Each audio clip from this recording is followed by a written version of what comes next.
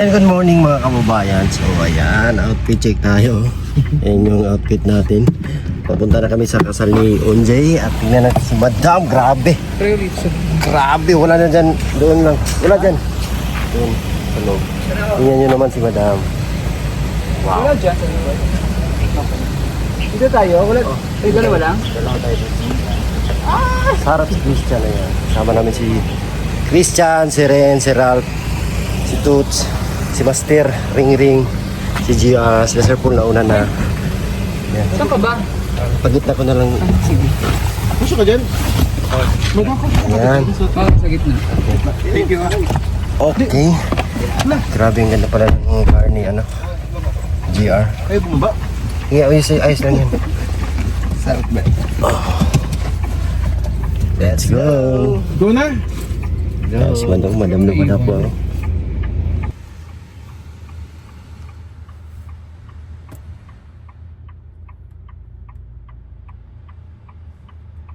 Let's pray tayo.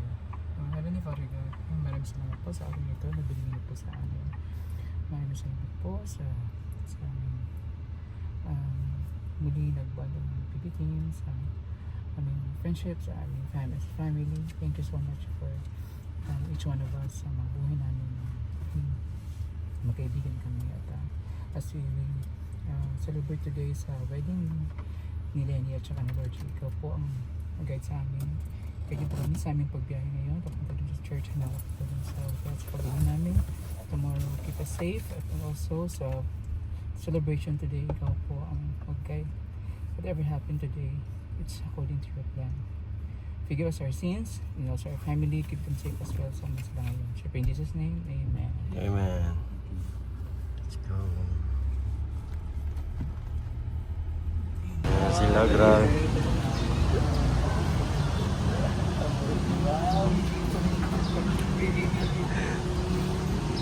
Outfit check. Yan yung team.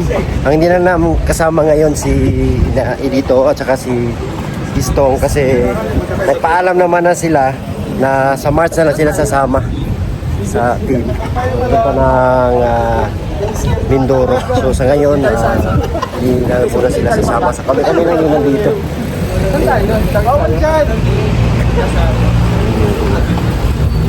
Team. Si Rap, Davao, nandito kami. Kami lang yung nandito. Yung mga outfit namin ngayon. Ito kami sa simbahan sa Santo Niño de Cebu. Dito sa may Laguna. Saya pag magsama-sama. Enjoy. So, yung kasal is maya-maya pa. So, ano muna ka dito?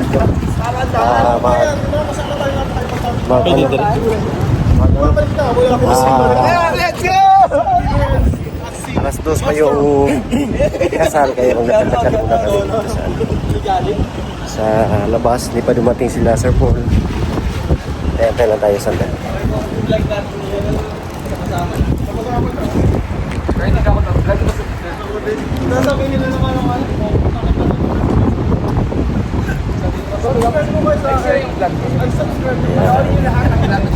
Harap ng Southwoods Mall. Nakadaka lang kami dito mga kaya stroll kami. Na-experience din namin na maglakad-lakad dito sa lugar. Hanap kami ng makakain. Punta kaming Southwoods kasi medyo napaaga kami. It's better to early than late. Ganda yung maaga kaysa No. Tara. G, kaya yan. Kaya yan.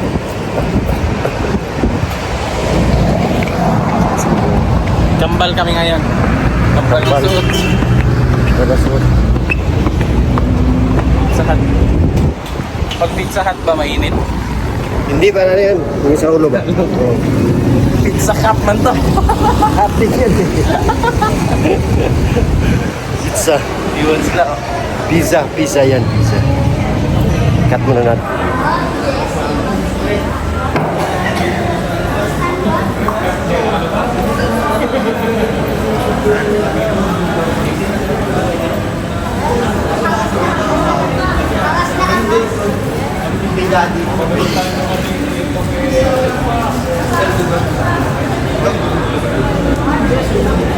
May si Russell.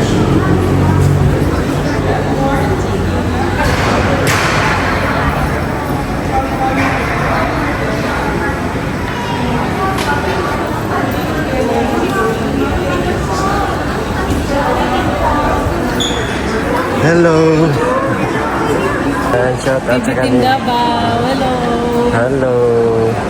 Welcome. Masaya po kami na nakita namin sila lahat. Nakita namin kayo ng personal. Thank you sa inyong suporta. Pwede kayo dito. Dito. Thank you po. Thank you.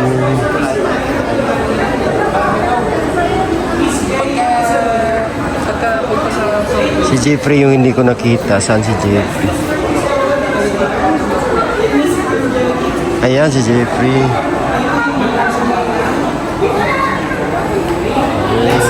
Bridesmaids includes May Oliver Gonzalez, Si Sir Paul. Nick Ramos, Lauren Paita, at Shiny May Villanueva. Ayun. Sa kanila. Hello. Hi, Tito.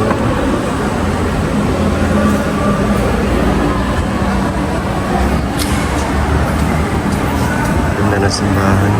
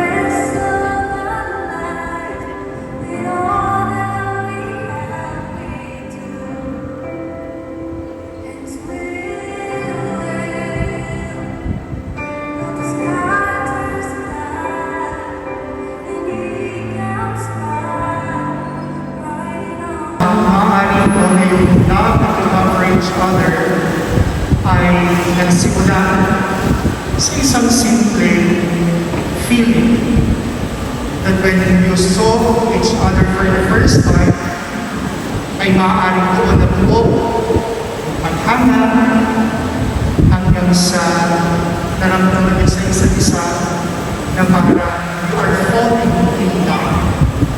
Marahil Lord Jay, when you saw Lenny for the first time, pero yun yung naramdaman mo.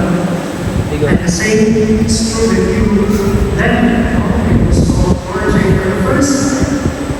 Pero yung love na yun, for the first time na naramdaman, ay hindi lang siya nanatili na parang isang feeling.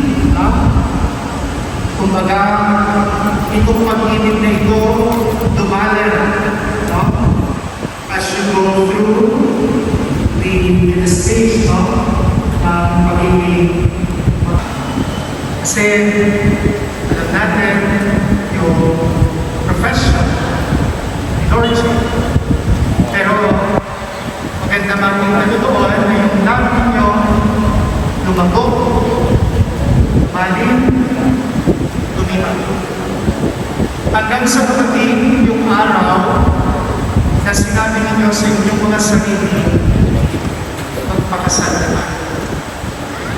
At doon, papasok, no, yung isang pag-ibig bilang isang desisyon. Ngayon, hindi lang kayo basta pipirma, no, ng isang kontrata, kundi kasama dito ay yung inyong pagdidesisyon na magsama simula sa araw na ito hanggang sa bilang inyong buhay bilang magkasama. Hindi lang kayo basta pipirma ng isang kontrata, kundi sa araw na ito, kayo ay nagdidesisyon na ibigay ang inyong sarili para sa isa't isa. Sa araw na ito, hindi lamang kayo basta pipirma ng isang kontrata, kundi kayo ay nagdidesisyon na kayo ay magtutulungan, na kayo ay magbubuhay ng may kalapatan sa isa't isa bilang mag-asawa. Natatanggap ninyo yung isa't isa, bagaman I am sure, no, along the way, ay na-discover nyo yung mga weaknesses, no? Not only the strengths, but also the weaknesses. Na kung minsan, ay sabihin na natin na minsan parang yun yung nagiging dahilan para magkaroon tayo ng other way of seeing, no? May responsibility. Yun ay dapat magkalaan ng RJ at Lenny 24 hours. Lord J, sa araw na ito, ay sisimulan mo yung pagiging isang haligi ng tahan. That is the first duty, obligation that you have para kay Lenny at sa pagiging mga anak niyo. At dapat ikaw bilang isang haligi, kailangan mo maging matatag at all costs, at all times. You need to be strong, spiritually, mentally, physically, socially, in all aspects. You need to be strong. Kasi ikaw ang magiging kaibigan ng mga anak. And the same with you, Lenny. Sa araw na ito, dahil ikaw ay magiging kaibigan ni Lord J. Your duty is not only to cook. Your duty is not only to clean the house. Your duty is to give life to the home that you are now trying to build. The home that you are dreaming even before this day comes. Kailangan lagi kang magliwanag, Lenny. At paano ka magliwanag? Magliwanag ka sa pagpagitan ng pag-ibig na meron ka. Yung bahay ninyo, ni Lord J, ay laging punuin ng pag-ibig ng magkasama.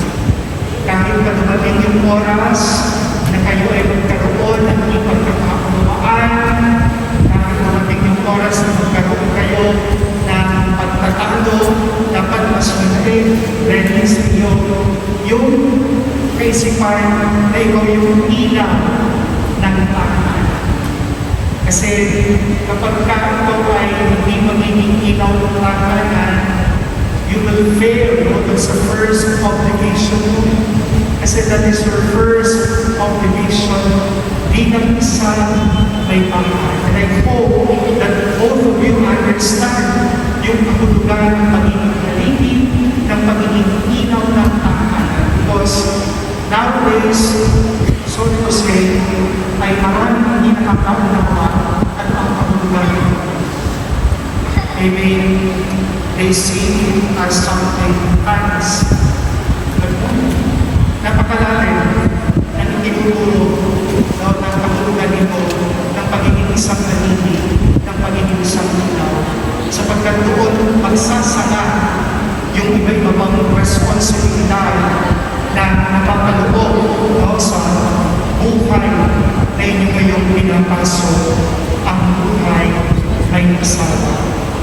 At kayo din naman, Lord Jane and Lenny, simula nang sabihin ninyo sa isa't isa na iibigin nyo ang isa't isa, dapat sa araw nito, panalangin ninyo na yung pangako yun ay dapat nabubuhay araw-araw. Hindi lamang sa araw nito, kundi sa araw-araw at hanggang sa huli ng inyong buhay. There are many challenges that will somehow come along your way. And don't be surprised. Don't be surprised. Pero mahalaga na kayo sa araw-araw ay sisikapin ninyo na matupad, ganapin yung inyong pangako na iibigin ang isa-isa. Tandaan ninyo, kayo ang magiging magkakampi sa buhay nito. Kayo mismo. Para naman yung araw na mag-away kayo, pero kayo magkakampi magkakampi. Pwede mangyari yun. Kayo yung magkakampi mag-away sa buhay. Kasi ang never day, kailangan kayo pa rin magkasama. Sapagkat yun ang napapanao sa buhay nito na nais ninyo ipasuko. Paano ang payaman na sa pagpapad ng pangako ay hindi ng isa't isa ay paano lamang mo sa sikar na pagbibigayan ng mga kailangan. Kasi hindi yun sa pagbibigayan ng mga kailangan na bagay ay ipapakita na you are loving each other. Actually, no. More than words, kailangan ipakita ito sa action, concrete action, kung paano dapat nandoon yung inyong pagmamalasakit at syempre kung mawawala, Lord J. and Lenny, yung inyong respect, yung inyong pagkala sa isa't isa. Pagkatapos na talaga nito, Lord J. and Lenny, magsisimula yung tunay na buhay bilang may kasama. At doon yung makikita na sa buhay na ito ay kailangan talaga naganapin yung inyong pangako na maya-maya lang ay inyong uusan. At yun ay mga salita na hindi lang basta sasabihin, kundi dapat kami sa buhay. Simula sa araw na ito hanggang sa huli ng buhay. Mga kapatid, kayo po na sumasaksi dito sa pag-iisang routine ni Lord J. Lenny, as I mentioned at the beginning of this Mass.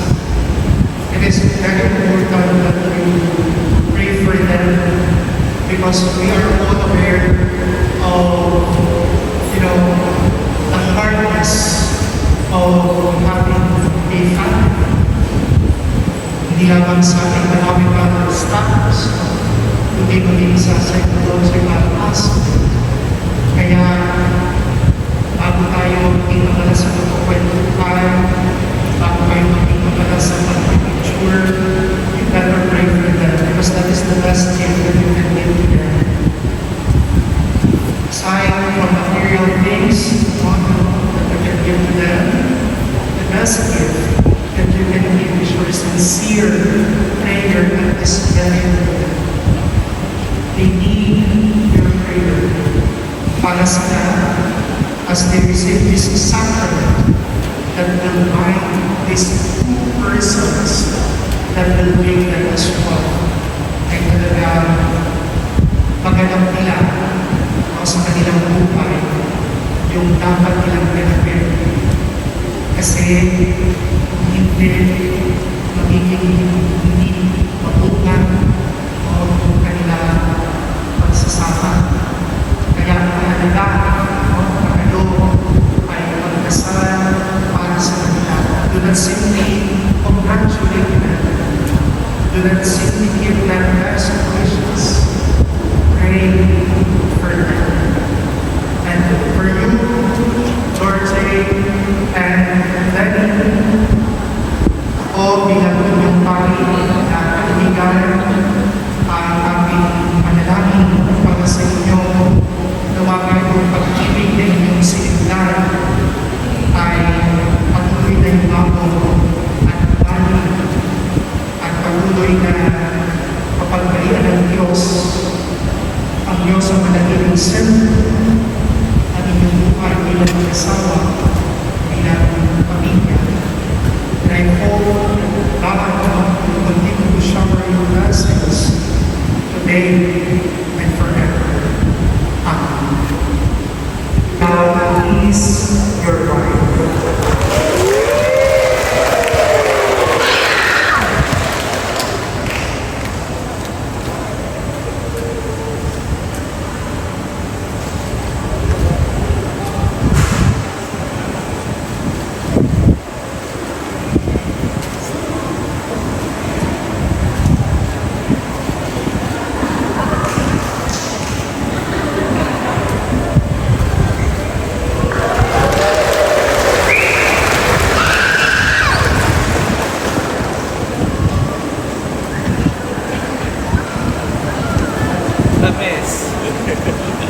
Namiss na ang unang halik.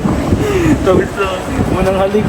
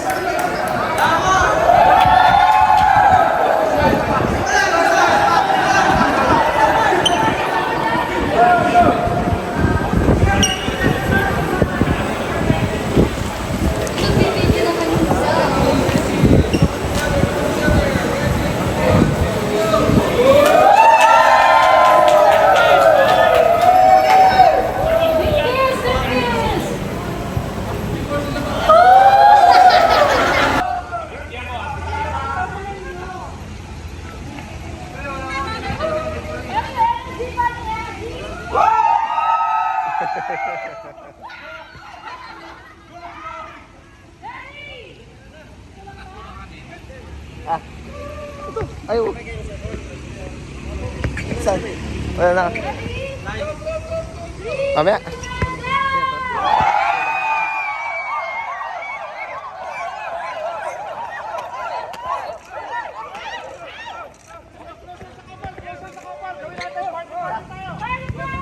Yes, Jeffrey. Ang pugi. Pugi ng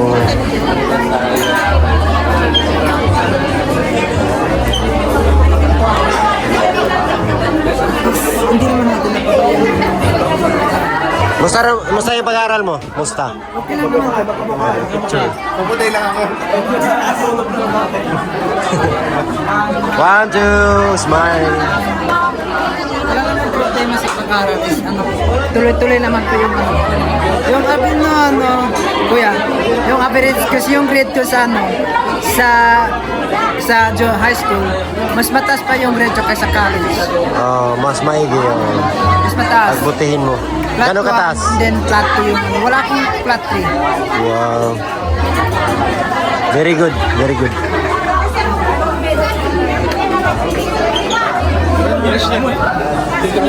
Wala pa tayo video.